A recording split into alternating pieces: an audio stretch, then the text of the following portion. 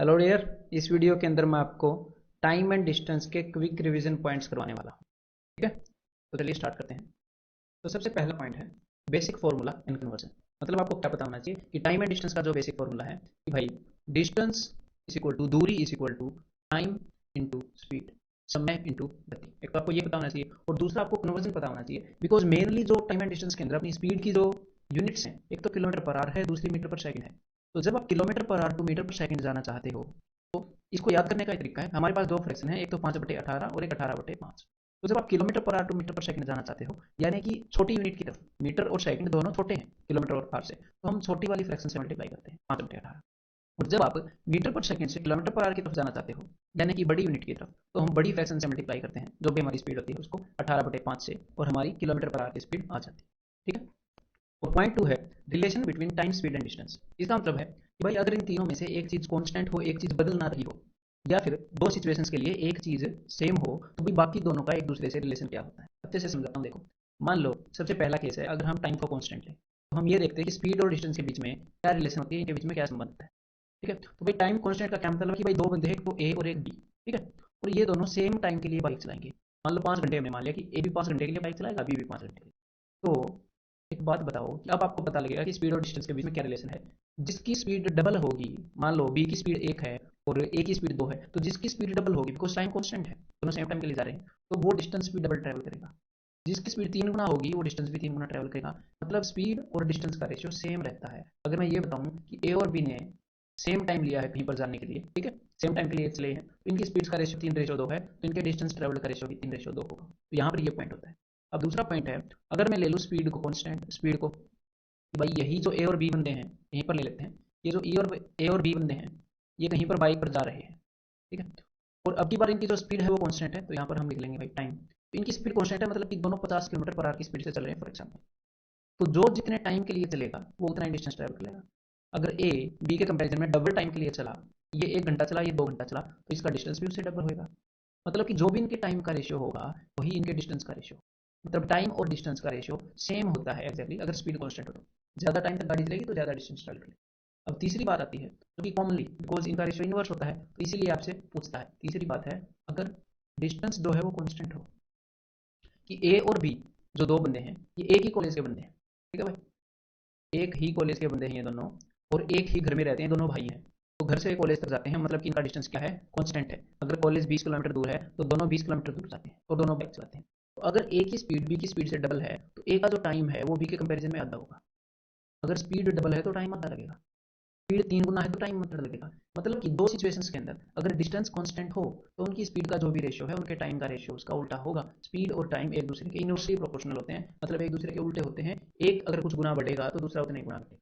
इस टाइप से आप समझ सकते हैं। ठीक है, तो एक्चुअल में तो इनकी ये रिलेशन है। बाकी जब आप क्वेश्चन इनके करोगे तो आपको असली में प्रैक्टिकली इसको कैसे यूज करते हैं वो क्वेश्चन के थ्रू ही आ सकता है। देन पॉइंट नंबर 3 है एवरेज स्पीड। एवरेज स्पीड होती है जब हमने जर्नी का अलग अलग पार्ट अलग अलग स्पीड पर ट्रैवल किया हो, अलग अलग स्पीड पर, तो हम ये पूछना चाहते हैं कि ऑन एन एवरेज स्पीड कितनी रही है। तो सिंपल सी बात है कि भाई जो पूरी जर्नी है उसके जो डिफरेंट डिफरेंट पार्ट्स हैं उनको मिलाकर आपने इतना डिस्टेंस टोटल ट्रैवल कर लिया, और उस डिस्टेंस को ट्रैवल करने में आपने टोटल इतना टाइम लिया है। तो उससे हमें पता लग जाएगा कि भाई पूरी जर्नी की जो एवरेज स्पीड है वो कितनी रही है, total distance over total time. तो जैसे यहाँ पर केस है, 30 किलोमीटर को 30 किलोमीटर पर आवर से, 50 किलोमीटर को 25 किलोमीटर पर आवर से, और 60 किलोमीटर डिस्टेंस को 20 किलोमीटर पर आवर से कवर किया गया। तो टोटल डिस्टेंस कितना ट्रैवल किया गया है, 30 और 50, 80 और 60, 140।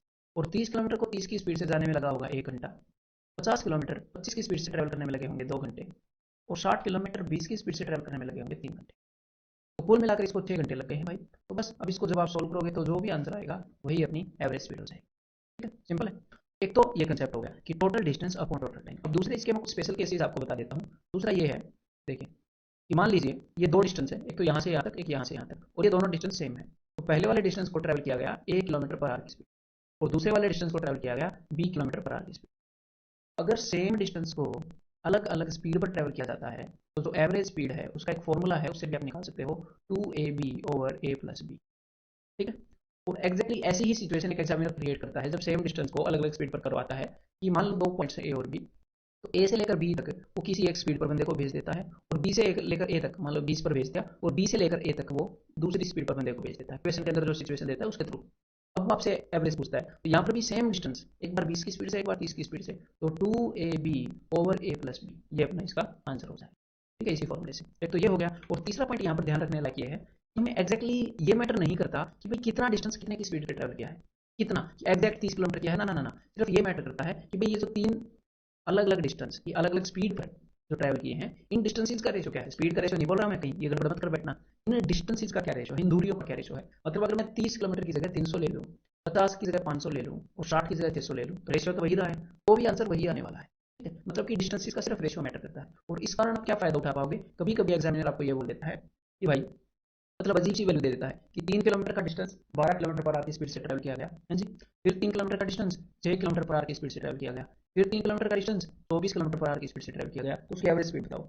अगर आपने एक्चुअल में 3 3 और 3 मान लिया, फिर तो गड़बड़ हो जाएगी, बिना वजह कैलकुलेटिव कर बैठोगे क्वेश्चन को। तो हमें पता है सिर्फ रेशियो मैटर करता है, तो अपनी मर्जी से कोई भी वैल्यू ले लेंगे, ऐसी वैल्यू लेंगे जो हमारी कैलकुलेशन को आसान बना देगी। जैसे मैंने यहाँ पर 24 ले ली, जो कि 24 12 से डिविजिबल, और अपना वो जो फॉर्मूला है एवरेज स्पीड का वो लगा दी। जो चौथा पॉइंट है वो है भाई रिलेटिव स्पीड का। रिलेटिव स्पीड में कौन कौन से क्वेश्चन आते हैं, वो क्वेश्चन आते हैं जो ट्रेन वाले हैं, जो गाड़ियों वाले हैं। जब गाड़ियां और ट्रेन सेम डायरेक्शन में चलती हैं या अलग अलग डायरेक्शन में चलती हैं, ठीक है, तो वहां पर आपको सिर्फ दो पॉइंट याद रखने हैं। देखो, सबसे पहला एक पॉइंट जो आपको याद रखना है वो है स्पीड का।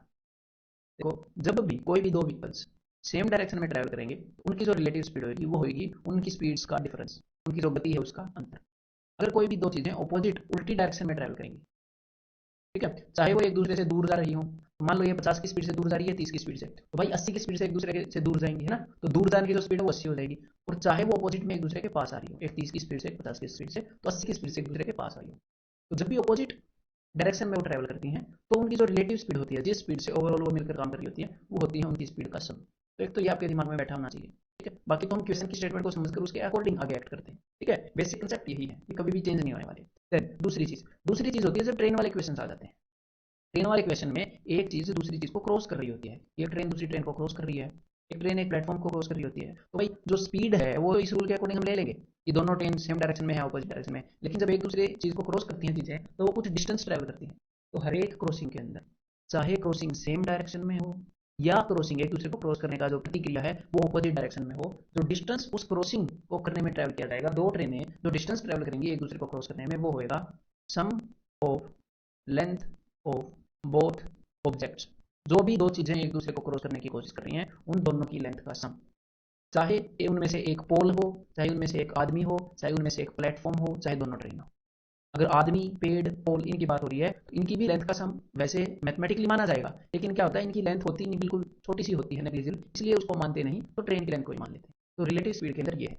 लेकिन रिलेटिव स्पीड के अंदर एक और छोटा सा कंसेप्ट है, time taken to reach destination after meeting. एक बार आपके सामने दिखाना चाहूंगा ये है क्या। देखो, यहाँ पर नंबर एक ट्रेन है, यहाँ पर नंबर दो ट्रेन है, ठीक है, तो ये दोनों मतलब एक एक पॉइंट ए से चली है, एक पॉइंट बी से चली है, तो ये जो है ये पॉइंट ए पर जाना चाहती है और ये पॉइंट बी पर जाना चाहती है, तो ये दोनों बीच में कहीं ना कहीं पर मिलेंगी। तो एक दूसरे को मिलने के बाद जितना टाइम ये अपनी डेस्टिनेशन तक पहुंचने में लेंगी, मान लो ये है T1 टाइम, तो ये ट्रेन टू ने जो टाइम लिया वो है T2 टाइम, और ट्रेन वन ने इसको मिलने के बाद जो टाइम लिया है, मान लो मैंने वो मान लिया T1 टाइम, तो मिलने के बाद ये जो टाइम ले रही है अपनी डेस्टिनेशन तक पहुंचने में, उस टाइम का रेशियो, और मान लो ये जो ट्रेन टू है इसकी स्पीड है S2, स्पीड S2, और ट्रेन वन की स्पीड है S1, इनके बीच में एक रिलेशन होती है। देखो, जो स्पीड्स का रेशियो होता है ना, S1/S2 is equal to under root T2/T1। ये क्यों होता है ये तो मैंने कंसेप्ट लेक्चर में बताया है। तो S1 के सामने S1 की स्पीड नहीं होगी, दूसरी ट्रेन की होगी, ठीक है, सॉरी उसका टाइम नहीं होगा, दूसरी ट्रेन का टाइम होगा, और जो टाइम है टाइम स्क्वायर रूट के अंदर होगा। ये आपको कैसे याद रहेगा, देखो स्क्वायर रूट के आखिर में टी आता है और टाइम के स्टार्टिंग में टी आता है। स्क्वायर रूट, ये रूट में रहेगा, रूट के एंड में टी आता है, अंडर रूट के एंड में टी आता है, और टाइम के स्टार्टिंग में टी आता है, ठीक है, तो टाइम अंडर रूट में होगा, स्पीड मत कर देना। क्लियर है। तो इसके अंदर एक्जैक्टली आपको 3 वैल्यूज देगा और चौथी वैल्यू के बारे में पूछ लेगा, या 2 वैल्यू देगा दूसरी का रेशियो पूछ लेगा, क्वेश्चन पे डिपेंड करता है।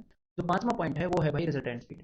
तो रिजल्टेंट स्पीड बिल्कुल सिंपल सी बात है, एक नाव नदी में जा रही है, अगर नाव नदी की डायरेक्शन में जाएगी, मतलब जिस तरफ पानी बह रहा है उस तरफ जाएगी, तो पानी उसको हेल्प करेगा, तो पानी की जो स्पीड है वो उसकी स्पीड में ऐड हो जाएगी। और अगर नाव नदी के खिलाफ जाएगी, पानी के बहाव के विपरीत जाएगी, तो पानी उसको वही धकेलेगा दूसरी तरफ, उसके खिलाफ हो जाएगा पानी, तो उस वक्त जो नाव की स्पीड है वो क्या हो जाएगी, जितने भी पानी की स्पीड है उतनी कम हो जाएगी। तो मान लो खड़े पानी में बोट की कुछ स्पीड है, मान लो बोट की स्पीड है v, और पानी की स्पीड है किसी भी डायरेक्शन में w, तो डाउन स्ट्रीम का मतलब है जब पानी के बहाव में जाए बोट, तो पानी के बहाव में स्पीड हो जाएगी v प्लस डब्ल्यू, पानी के खिलाफ हो जाएगी v माइनस डब्ल्यू। ये सिंपल सा लॉजिक है, ठीक है। तो जैसे मान लो बोट की स्पीड खड़े पानी में 8 है, पानी की 8 है, तो पानी के साथ डाउन स्ट्रीम मतलब कि पानी के साथ बोट की स्पीड 26, पानी के खिलाफ उसकी 10। एक तो आपको ये आना चाहिए। तो बोट स्पीड और वाटर स्पीड दी है तो ये दोनों निकालने आने चाहिए। तो दूसरी बात, अगर मान लो आपको डाउन स्ट्रीम और अपस्ट्रीम इनकी स्पीड दे दी और आपको बोट की स्पीड निकालनी है, तो सिंपल सी बात है, डाउन स्ट्रीम प्लस अपस्ट्रीम, मतलब कि इन दोनों का सम। अगर आपको ये दोनों स्पीड दे दी कि पानी के खिलाफ वाली और पानी के साथ वाली, तो आपको करना क्या है, इन दोनों के सम को 2 से डिवाइड करोगे तो बोट की या तैरने वाले बंदे की स्पीड आ जाएगी। और जब इन दोनों के अंतर को, इनके डिफरेंस को 2 से डिवाइड करोगे तो पानी की उस भाव की स्पीड आ जाएगी। तो इन दोनों का सम है 24, 24 को 2 से डिवाइड किया 12, तो बोट की स्पीड है इसमें खड़े पानी में। और इन दोनों का डिफरेंस है 8, 8 को 2 से डिवाइड किया तो 4, 4 पानी की स्पीड है। ठीक। पॉइंट नंबर 6 है, वो है भाई रेसिस। मतलब कि जब रेस लगाते हैं बंदे, रेस वाली जो क्वेश्चन है, तो 2 तरह से रेस लग सकती है, एक तो लीनियर और एक स्क्वायर सर्कुलर ट्रैक, जो आपके एग्जाम में जो लगते हैं वो इन 2 के अंदर लगती है। एसएससी के अंदर मोस्ट प्रोबेबली कभी कभी लीनियर आता है, बहुत ही रेयर है कि सर्कुलर आएगा। लेकिन भाई ताकि आपका कॉन्फिडेंस बना रहे हैं, एक पॉइंट ही तो कराना था, तो इसलिए मैंने ये भी आपके सिलेबस में कवर कर दिया है, और ज़्यादा टिपिकल है नहीं। ठीक है, देखो सबसे पहले आपको इनकी टर्मिनोलॉजी पता होनी चाहिए कि जो लीनियर रेस है उसके उसकी हेल्प से मैं आपको टर्मिनोलॉजी बता रहा हूँ, बाकी हर एक रेस में यही काम आएगी। देखो, अगर पर्सन ए पर्सन बी को 15 मीटर से हराता है, तो इसका मतलब होता है कि भाई पर्सन ए ने जब रेस खत्म की तो जो बी है वो 15 मीटर पीछे था।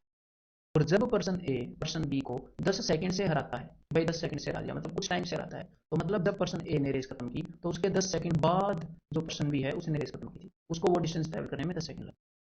और एक और टर्मिनोलॉजी, टर्मिनोलॉजी मतलब जो भी चीज़ लिखी होती है आपके क्वेश्चन में वो भी आपको समझ में आती है, वो रिवाइज करा रहा हूँ। जब पर्सन ए पर्सन बी को कुछ स्टार्ट दे देता है, स्टार्ट देने का मतलब है कि वो उसको बोल रहा है कि जा तू 10 मीटर आगे से शुरू कर। तो 10 मीटर आगे से शुरू करने का क्या मतलब है कि भाई पर्सन बी 10 मीटर आगे खड़ा है और पर्सन ए एग्जैक्टली जहाँ से रेस स्टार्ट होती है वहीं पर खड़ा है, और दोनों एग्जैक्ट उसी टाइम के अंदर रेस को खत्म करने वाले। ठीक है, तो अब यहाँ पर मैं क्या बताने वाला हूँ, देखो, जब पर्सन ए पर्सन बी को 10 मीटर से हराएगा तो इसका मतलब दोनों इकट्ठे भागे थे और पर्सन ए ने पूरा 100 मीटर ट्रैवल कर लिया और पर्सन बी सिर्फ 90 मीटर ट्रैवल कर पाया। तो ऐसे ही नीचे वाली सिचुएशन में है कि भाई पर्सन ए ने जितने टाइम में पूरा 100 मीटर ट्रैवल कर लिया, अगर 100 मीटर की रेस है तो उतनी देर में पर्सन बी सिर्फ बाकी का 90 मीटर ट्रैवल कर पाया है, क्योंकि उसने 10 मीटर का स्टार्ट दे दिया।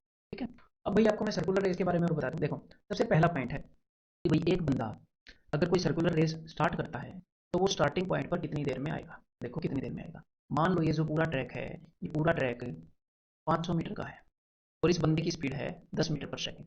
तो जब ये पूरे 500 मीटर के डिस्टेंस को कवर कर लेगा तो ये फिर से उसी स्टार्टिंग पॉइंट पर आ जाएगा। तो 500 मीटर के डिस्टेंस को ये 10 की स्पीड से कवर करेगा, मतलब किसको 50 सेकंड लगेंगे। तो हर 50 सेकंड के अंदर ये बंदा स्टार्टिंग पॉइंट पर आता रहेगा, हर 50 सेकंड के अंदर। अब इस बात के ऊपर बेस्ड एग्जामिनर क्या क्वेश्चन बना लेगा, पता क्या बना लेगा, यहाँ पर 2 बंदे हैं, एक बंदा ए है एक बंदा बी है, दोनों ऐसे इस तरफ भागते हैं मान लो, तो ये दोनों बंदे स्टार्टिंग पॉइंट पर कितने टाइम बाद मिलेंगे। तो देखो सिंपल सी बात है, आपको एग्जामिनर ट्रैक की लेंथ बताएगा कि भाई 500 मीटर है। मान लो जो ए है उसकी स्पीड है 10 मीटर पर सेकंड, और जो बी है इसकी स्पीड मैंने मान ली कि भाई है 20 मीटर पर सेकंड। ठीक है, या फिर इसकी स्पीड मैंने मान ली 25, 20 ही मान लो, चलो 20 मीटर पर सेकंड। तो हमने सिर्फ ये देखना है कि जो ए है वो कितने टाइम बाद फिर से स्टार्टिंग पॉइंट पर आएगा। तो ये 500 मीटर को 10 की स्पीड से 50 सेकंड में कवर कर लेगा। तो हर एक 50 सेकंड के अंदर ये जो ए है ये स्टार्टिंग पॉइंट पर दिखेगा आपको, हर 50 सेकंड में।